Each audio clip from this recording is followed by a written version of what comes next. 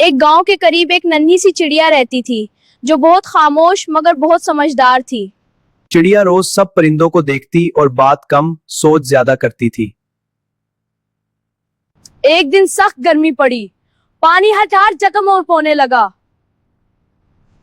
परिंदों ने एक पुराना मटका देखा जिसमें पानी बहुत नीचे था।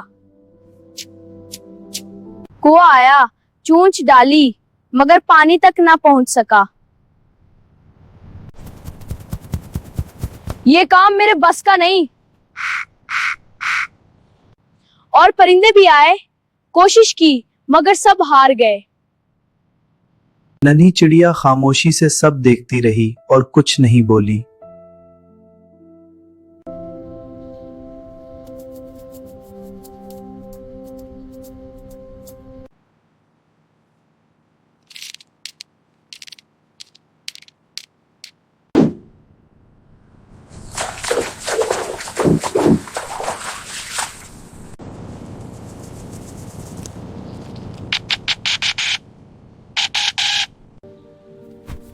हमने जोर आजमाया, तुमने समझ से काम लिया। समझदारी ताकत से बड़ी होती है। हर मसला जोर से हल नहीं होता। समझदारी और सब्र कामयाबी की कुंजी है।